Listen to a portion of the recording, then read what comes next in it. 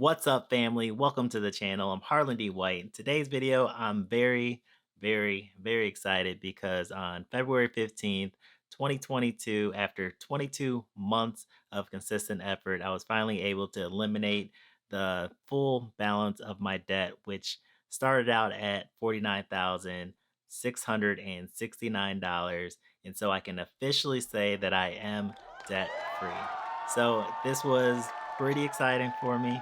This is one of the few goals that I've actually set for myself that I had to work towards for almost 2 years. And so it definitely felt great to go ahead and check that box off.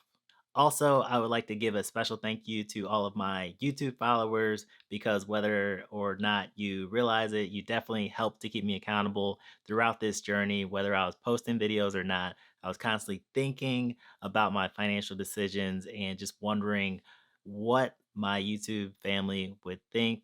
And I just didn't want to be a hypocrite. So I definitely appreciate that. And then specifically, want to thank Debt Free Dad for calling me out in a comment last video. I know he was semi joking, but he said something along the lines of quit playing, pay off that loan. And it was something that I had been thinking about for a while. And so after some deep reflection, praying to God, I did decide to go ahead and pay off that debt, which was roughly $3,300. And I am glad that I did it. And I've gotten this burden off of my back. It definitely feels good. Okay, so in this video, what I want to talk about is my initial reasons for getting started on my debt free journey, some of the challenges that I faced along the way, some lessons learned. There was a lot of them. I will mention four, and then I'll just talk through what I plan on doing for the rest of the year and where my focus will be. Also, I am now a blogger. I've actually did a blog on the same topic on my website at harland.com/blog. I think this is something that I'm going to do more of going forward. So definitely if you have a moment, check it out and let me know what you think. You just got to get started. All right, so now let's go ahead and start off with my why. Why did I get started on this debt free journey? I think this is important for anyone that is looking to pay off significant debt. Significant is going to definitely be relative, but for me, my debt of almost $50,000 was significant.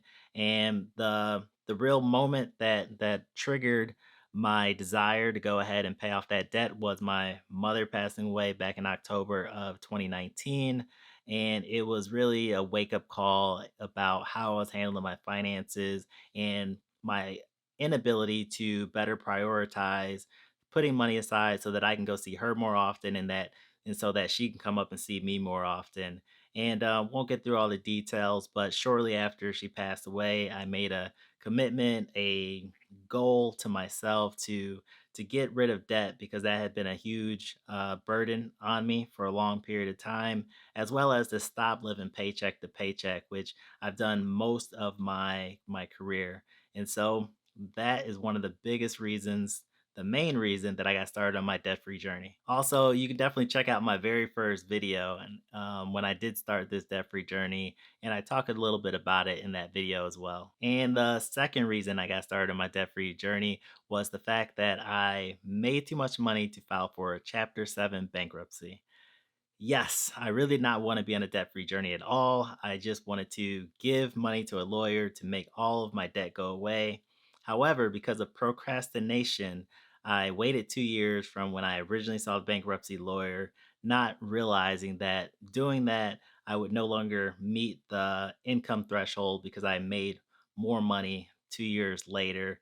And as a result, my only option was to file for a Chapter 13 bankruptcy, which made absolutely no sense to me because I would still have to pay all of my debt back in full, but they essentially helped me to space out those debt payments.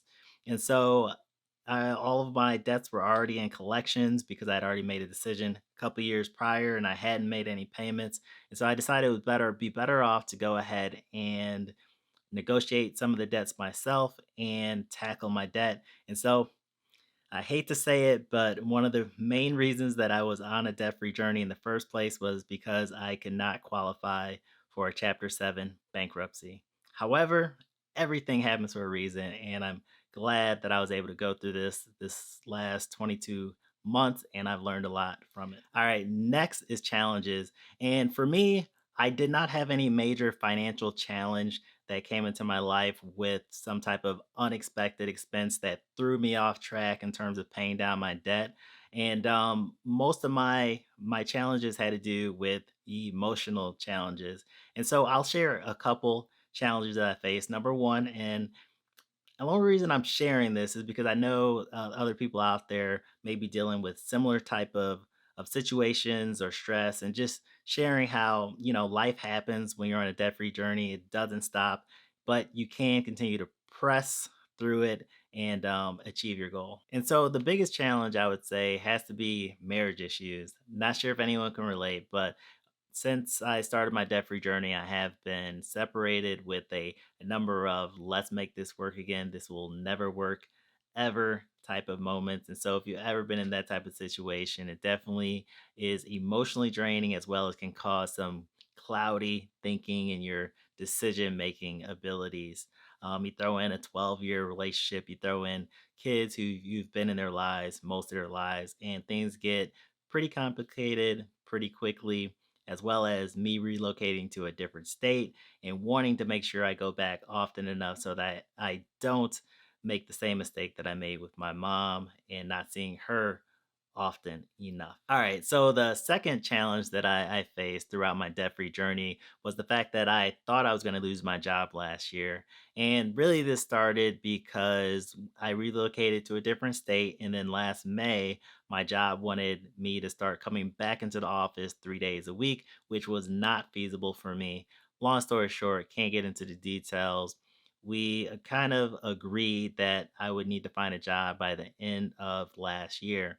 And then you add on top of that, there were some potential federal mandates that were going to be implemented for employers of more than 100 employees, where they were going to mandate their employees to get vaccines, which I was not going to do. And therefore, I would be forced to have to find a job because of that as well. And that actually would have been a little bit more challenging because that would have really limited the other opportunities that I might have had to pursue. However, fast forward today, both issues have been worked out. I'm still at my job. Things seem to be going well. And that's definitely good news. All right, so let's go ahead and jump into lessons learned. The first lesson learned that I'd like to share is that you just have to get started.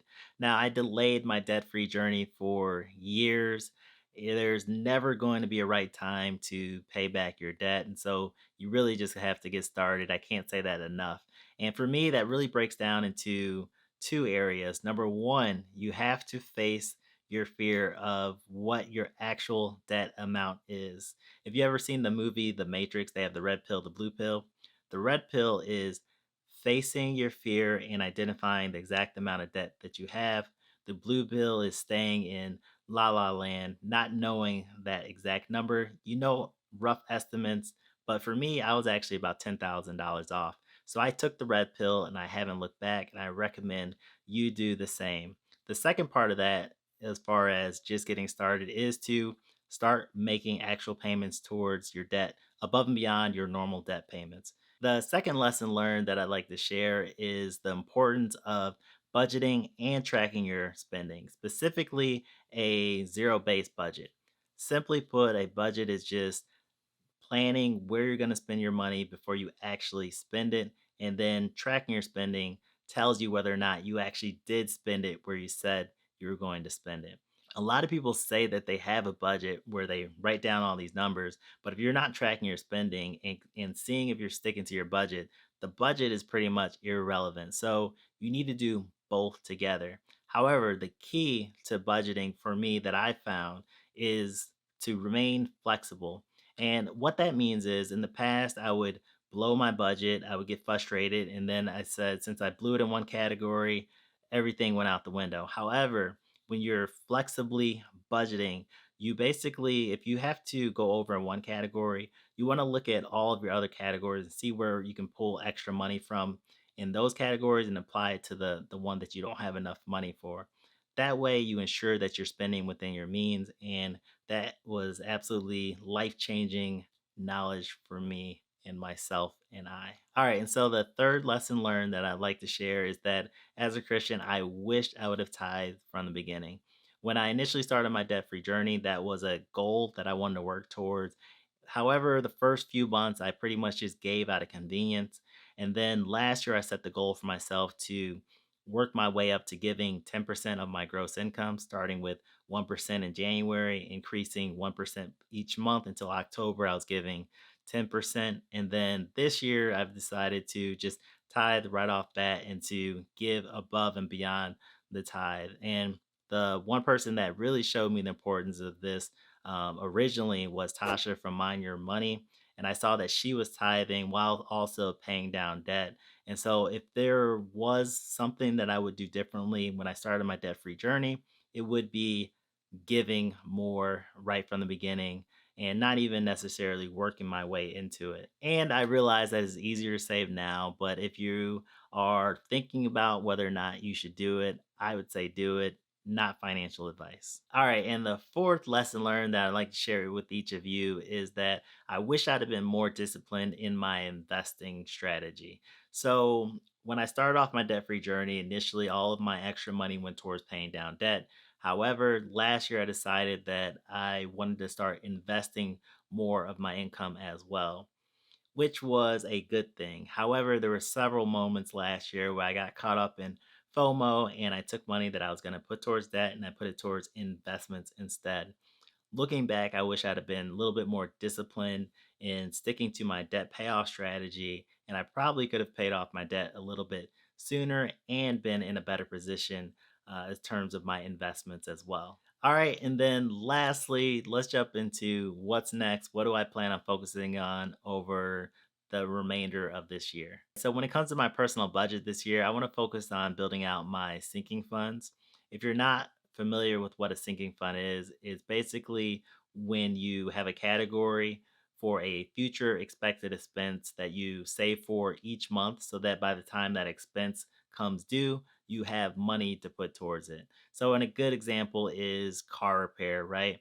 You may not necessarily know when you're going to have to repair your car, but each month you put a fixed amount towards that particular goal so that when you do have to fix your car, you have it in place. So this is slightly different from an emergency fund.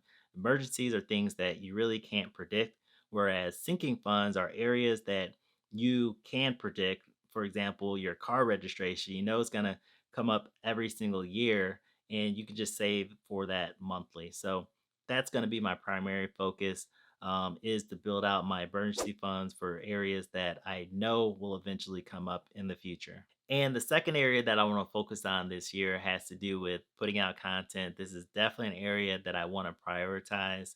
And specifically, what I would like to target is putting out content every week on YouTube as well as my personal website, harland.com, around the topics of personal finance and or Bitcoin. All right, so that's it. That's the video. I appreciate everyone joining and watching the video all the way into the end. If you like the video, definitely make sure you like the video.